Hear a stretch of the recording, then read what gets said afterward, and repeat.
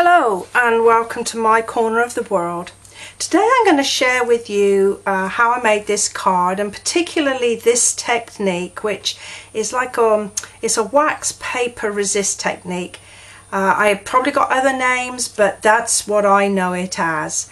And so this is basically how it looks when it's finished, and it uses the newly reintroduced glossy paper from Stampin' Up. You can use ordinary cardstock, it works just as well with that, but I've chosen to use this for today.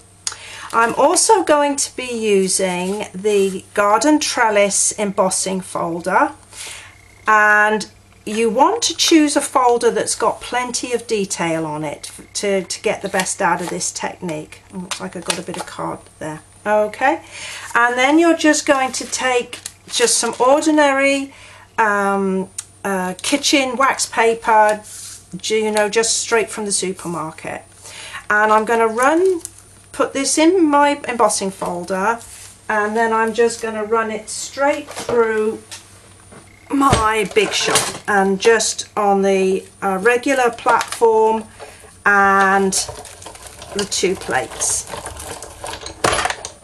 There we go.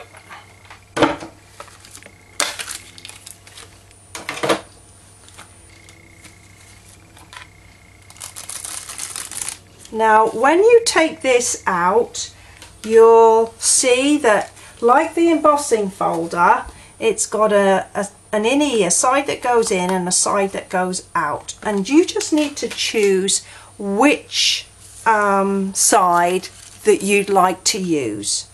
I'm going to personally choose the one that kind of has from the innie. It's going to give me a finer line, and I'm just going to trim off this excess here.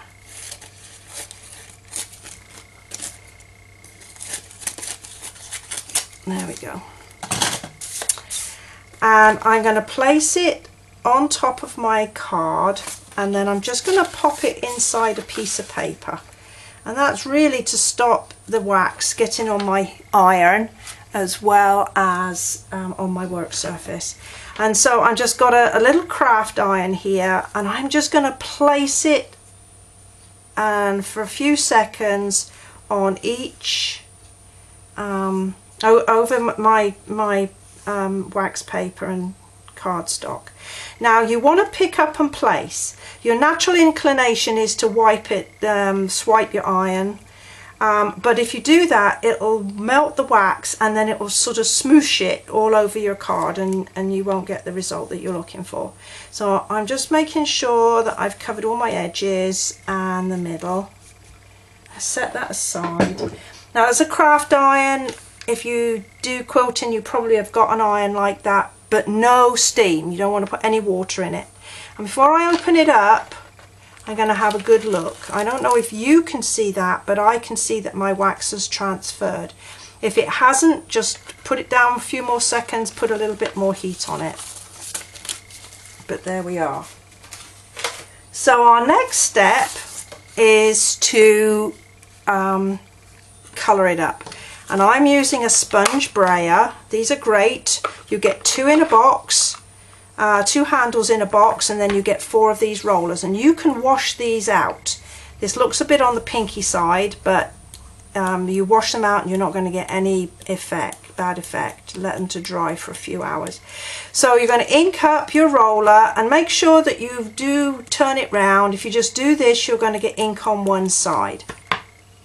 And then you're going to start to the corner and you're going to roll across your work. And then a bit more ink. I always start off the paper and then I don't get a line, quite such a bad line that I have to now work out. And then I'm going to turn it round, re-ink, and go from my corner here. And hopefully you're beginning to see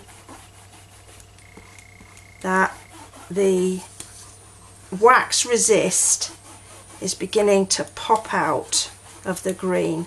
And you can put as much ink as you want, or as little as you want, to give the effect that you're looking for. And I think I'm very nearly there. I'm happy with what I've got. Oops. There. I'm going to pop my ink pad away so I don't stick a finger in it. And then you're just going to take a piece of kitchen paper towel and buff it up. And you're taking the ink off of the wax, and it just makes the wax pattern pop a tiny bit more. There we go. So really that's the technique. You can use it however you wish to from there. What I did with mine, I attached it to a piece of lemon lime twist, and you want to use something like fast fuse because this is quite thick card and you need something to hold it down. The next thing that I did was to cut myself a ribbon of card, and I used this new border punch to do that and just attached it to my card like this. And then my front piece, it uses this stamp set, Blooms and Wishes, and I've used the flower, and there's some leaves, and the colours I chose to use on this are the new powder pink, smoky slate, and the lemon lime twist. And the sentiment for you is also in the same stamp set. And then, as always with my cards, I decorated an envelope. So there you go. Well, I hope you've enjoyed this this technique. I will put a list of supplies on my blog, and I'll look forward to seeing you next time. Bye for now.